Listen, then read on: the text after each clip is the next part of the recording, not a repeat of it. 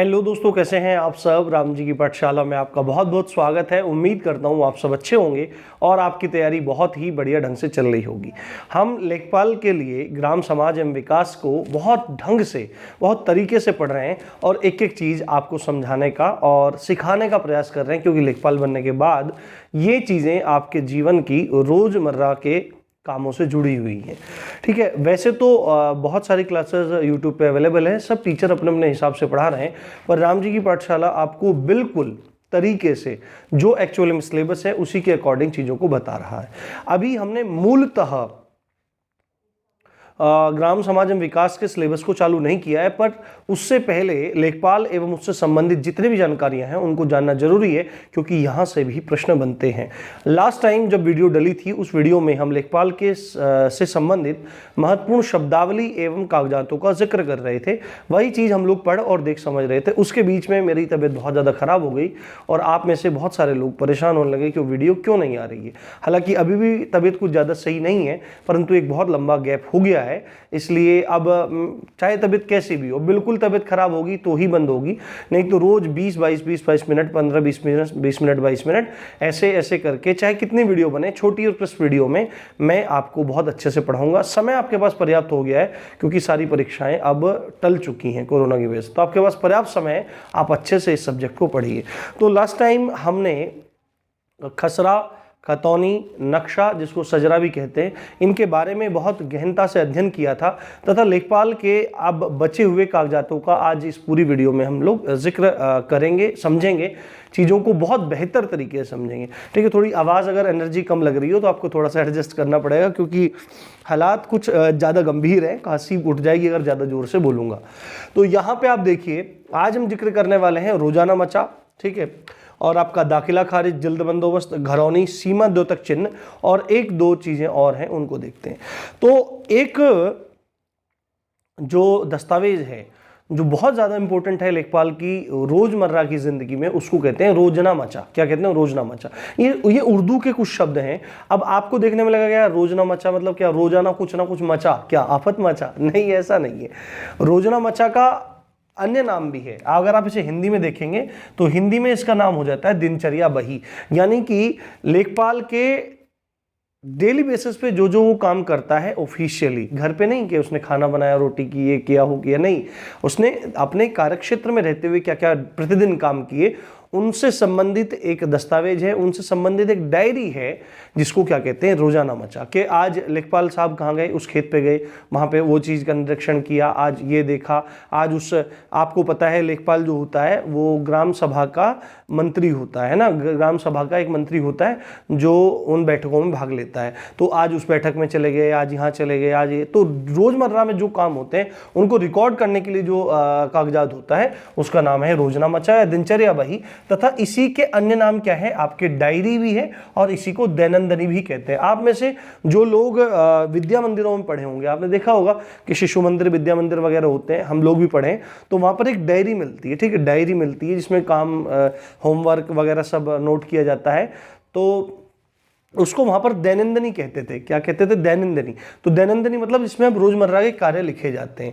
ठीक है, अब इस रोजनामचा का जिक्र कहाँ पे है, तो मैंने आपको बताया था लेखपाल से संबंधित जितने भी प्रावधान ज्यादातर आपको देखने के लिए मिलते हैं, उसके कार्य संबंधित, उसके कर्तव्य संबंधित, उसके दायित्वों से संबंधित, वो मिलते हैं लैंड रिकॉर्ड मैनुअल। एक लैंड रिकॉर्ड मैनुअल है। उस लैंड रिकॉर्ड मैनुअल के पैरा नंबर 47 में, पैरा नंबर 47 में क्या मिलता है, आपका रोजनामचा का ब्यौरा मिलता है कि ऐसा कुछ होगा। अच्छा, एक बात मैं आपको बता देता हूं, आप लोग ग्राम समाज एवं विकास की पुस्तक यदि चाहते हैं, ठीक है, वैसे तो यहाँ पर निःशुल्क सब चल रहा है, परंतु राम जी की पाठशाला ने ये वाली बुक, आप यहाँ पे देख लो, राम जी की पाठशाला ने ये वाली बुक अभी अभी मार्केट में लॉन्च की है। और आपको एक बात मैं बता देता हूँ, ये आपकी सबसे बेहतर बुक है, मैं आपको विश्वास दिलाता हूँ। सबसे बेहतर बुक क्यों है? क्योंकि इसके अंदर बिल्कुल सिलेबस के अकॉर्डिंग चीजें दी हुई हैं। आपको किसी भी बुक में इसके जैसी टक्कर का कंटेंट नहीं मिलने वाला है, क्योंकि बिल्कुल सिलेबस एक एक चीज दी हुई है। बाकी बुक्स ऐसी हैं। दूसरी बात है, सबसे कम दाम में मार्केट में मिलेगी, चाहे आप ऑनलाइन लो चाहे ऑफलाइन लो। मैं कहता हूं आप ऑफलाइन लो, आपके नजदीकी बुक सेंटर पे ये अवेलेबल है, ठीक है। मात्र 110-15 रुपए के आसपास आपको मिल जाएगी। 220 पन्नों की किताब है, यूपी जीके भी इसके अंदर ऐड है। तो ये बुक आपको बहुत हेल्प करने वाली है। यदि आप इसके बारे में थोड़ा और जानना चाहते हैं तो डिस्क्रिप्शन में आपको लिंक दे दूंगा, पिन कमेंट में भी आपको लिंक दे दूंगा, वहां पर जाकर आप इसका पीडीएफ भी दे सकते हैं, कंटेंट का है ना, डेमो पीडीएफ आप देख सकते हैं। तो आपको पता लग जाएगा कि ये कितनी जबरदस्त बुक है। तो ये बुक आप परचेज कीजिए, आपको मतलब किसी भी चीज की जरूरत नहीं पड़ेगी लेखपाल के ग्राम विकास समाज के लिए। और यदि आपके पास 110 रुपए भी नहीं है तो आप बिल्कुल कोई चिंता न कीजिए, आप इन लेक्चर से पढ़ लीजिए, आपको सारा काम फतेह हो जाएगा, बिल्कुल भी आपको दिक्कत नहीं होगी। देखो थोड़ा थोड़ा पानी हमको पीते रहना पड़ेगा, नहीं तो पूरा का पूरा लेक्चर मैं नहीं पढ़ा पाऊंगा, दिक्कत हो जाएगी मुझे, ठीक है। तो अभी जो है अपना मैटर यहाँ पर, तो लैंड रिकॉर्ड मैनुअल के पैरा नंबर 47 में मिलता है। और जो लेखपाल होता है ये इसको कब से कब बनाता है, 1 अगस्त से लिखना शुरू करता है और 31 जुलाई तक इसको कंप्लीट कर देता है। यानी 1 अगस्त को नहीं बनाएगा और 31 जुलाई तक, अगले साल की 31 जुलाई तक लिख के खत्म कर देगा, फिर 1 अगस्त से नया ब्यौरा अपना लिखना शुरू करेगा। अब इसमें जो ये रोजनामचा है, इसमें लेखपाल करता क्या है, तो लेखपाल के पास प्रतिदिन के सरकारी विवरण को लिखने के लिए ये एक डायरी है, ठीक है। लेखपाल का प्रतिदिन उसने क्या किया, अब उसमें लिखता क्या है ये इंपॉर्टेंट है। क्या लिखता है उस डायरी में, कि खेतों की गश्त की, क्यों कौन कौन से खेत की गश्त की, क्या हुआ, उसके क्षेत्र के किसी गांव में किसी की मृत्यु हुई है तो उस संबंध में जानकारी वो लिखता है, ठीक है। मानवीय या पशु बीमारी कोई फैल रही है तो उसके बारे में जानकारी, मैंने आपको बताया था, ये सारी चीज करता है, ठीक है। सब जानकारी देता है अपने अधिकारियों को, वरिष्ठ अधिकारियों को, कानूनगो को, रजिस्ट्रार कानूनगो को देता है और आपके सुपरवाइजर कानूनगो को देता है। इसके कार्य और कर्तव्य हमने देखे थे। तो मानवीय या पशु बीमारी है उसके बारे में बताता है, कोई फसल नष्ट हो रही है या उसमें कोई रोग लग गया है तो इसकी जानकारी देता है, उसमें नोट करता है डायरी में। तो ये सब बात है। अब बाद में अपने अधिकारियों को जानकारी कहां से देगा, जब उसके पास खुद का विवरण होगा तभी तो जानकारी दे पाएगा, नहीं तो वह जानकारी नहीं दे पाएगा। अगला इंपॉर्टेंट है दस्तावेज दाखला खारिज, ठीक है। दाखला खारिज, दाखला देखो आपने सुना होगा, आप अगर ग्रामीण पृष्ठभूमि संबंधित होंगे तो आपने पता होगा दाखिला कहते हैं कि भाई गांव में क्या कहते हैं, भाई स्कूल में दाखला करवाया इसका। दाखला करवाने का मतलब है नाम चढ़ाना, ठीक है। दाखला करने का मतलब है कि भाई स्कूल में इसका नाम चढ़वाया। भाई हमारे क्षेत्र में ऐसे बोलते हैं, हमारा क्षेत्र जो है वो जाटों से संबंधित ज्यादा है, मतलब जाट बाहुल्य क्षेत्र है मुजफ्फरनगर का एरिया, तो यहाँ पर ऐसे बोलते हैं भाई इसका नाम चढ़वाया भाई, ऐसे करके बोलते हैं। अब मेरी तो दिनचर्या में इस तरह की भाषा का प्रयोग बहुत कम होता है, पर इस तरह से बोला जाता है। तो दाखला करने का मतलब नाम चढ़ाना, और खारिज करने का मतलब है नाम काटना, कि भाई इसका नाम खारिज कर दो, उसमें से काट दो। तो आप सबको पता है कि लेखपाल के पास पूरे गांव की जो भूमि होती है उसका सबका विवरण रहता है। उसको पता होता है कि किस जमीन के टुकड़े का कौन मालिक है, किस जमीन का कौन मालिक है, या किसी आदमी के पास कितनी जमीन है, ये सब विवरण उसके पास रहते हैं। सपोज करो किसी व्यक्ति ने कोई प्लॉट बेचा है ना, कोई प्लॉट किसी को बेचना है। सपोज करो राम अपना प्लॉट श्याम को बेच रहा है, तो पहले वो जमीन राम के नाम चढ़ी हुई थी और अब राम ने उसको बेच के श्याम को दे दिया है। तो अब क्योंकि पूरा विवरण लेखपाल के पास होता है, कहाँ पे होता है, खतौनी में होता है। मैंने बताया था खसरा क्या होता है, खसरा में रहता है कि जमीन के किसी टुकड़े का जो पूरा विवरण होता है कि उसमें कौन सी खेती करी जा रही है और उसका मालिक कौन है, ये सब जानकारी जिसमें रहती है वो खसरा है।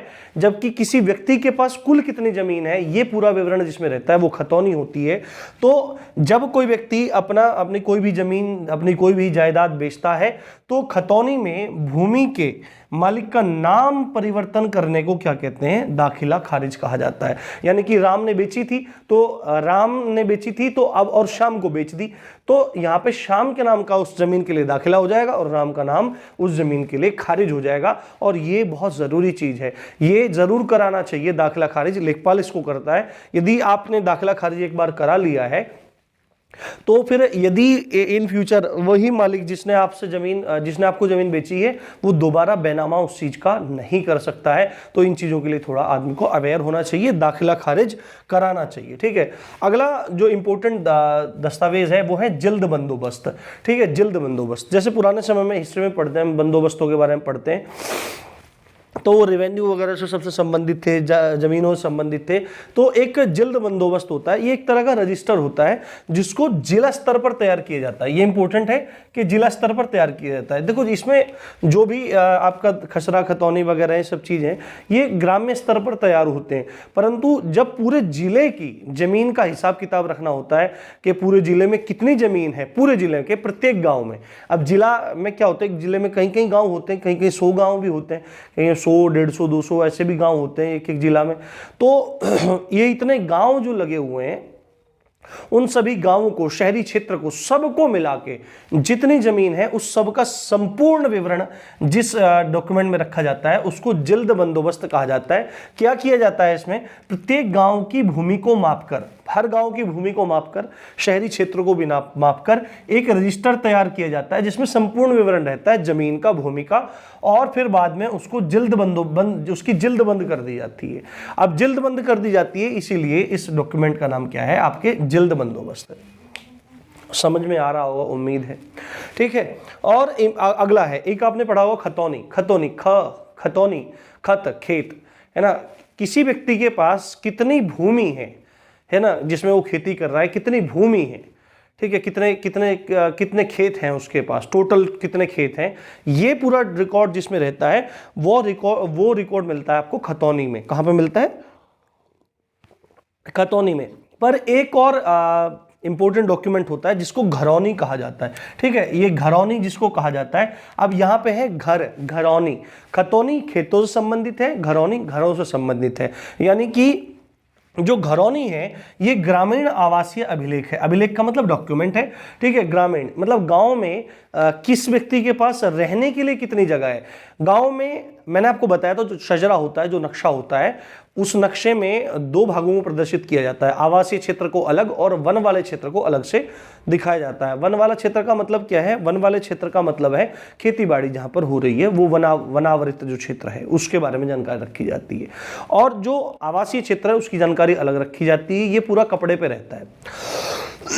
तो जब किसी व्यक्ति की संपूर्ण खेती की भूमि का विवरण रखा जाता था, खतौनी में रखा जाता है, जबकि किसी व्यक्ति की आवासीय संपत्ति का ब्यौरा जब रखना होता है, यानी कि किस व्यक्ति के पास रहने के लिए कितनी जगह है, रहने के लिए वो कितनी जगह का प्रयोग कर रहा है, कितनी जगह है, घर बना हुआ है, घेर बना हुआ है, तो उनके लिए उस पूरे रिकॉर्ड को रखने के लिए जिस दस्तावेज को, जिस अभिलेख को, जिस कागजात को तैयार किया जाता है वो है आपका घरौनी। क्या कहा जाता है, घरौनी कहा जाता है। उम्मीद है सब चीजें आपको बहुत बेहतर तरीके से समझ में आ रही होंगी। अगला है हमारा सीमा द्योतक चिन्हों की सूची। सीमा द्योतक चिन्ह, सीमा द्योतक, द्योतक मतलब बताने वाले, कि सीमा को प्रदर्शित करने वाले चिन्हों की सूची। अब लेखपाल के पास ये चीज भी तो होनी जरूरी है ना कि भाई किसकी जमीन कहां तक है। अब उसको पता है कि भाई ये इसकी जमीन है, पर वो कैसे बताएगा कि भाई राम की जमीन यहां से यहां तक है, वो कोई ना कोई सीमा द्योतक चिन्ह तो लगाएगा ना। तो वो बताएगा कि भाई इस वाले खंबे से और उस वाले खंबे तक जो पूरा जमीन है ये किसकी है, ये पूरी जमीन राम की है। ठीक है, ये सीमा द्योतक चिन्ह जैसा ऐसे हो, या पेड़ के माध्यम से कहीं पेड़ खड़ा हुआ है तो उसने पेड़ों को ही सीमा द्योतक चिन्ह बना लिया है कि भाई इस पेड़ से उस पेड़ तक शाम की भूमि है। तो सीमा द्योतक चिन्हों का पूरा विवरण रखा रहता है, किसमें एक सूची होती है जो सीमा द्योतक चिन्हों की सूची होती है, जिसमें सीमाओं को बताने वाले चिन्हों का विवरण होता है। आप सबको पता है कि गांव में आए दिन लड़ाई झगड़े होते रहते हैं खेत की डोल के ऊपर। हमारे यहाँ पर डोली कहते हैं, बीच में ऐसे बड़ी सी डोल होती है जिस पर लोग चल के भी जाते हैं, वो हर जगह ही होता है। थोड़ा सा आप लोग एडजस्ट कर लीजिए।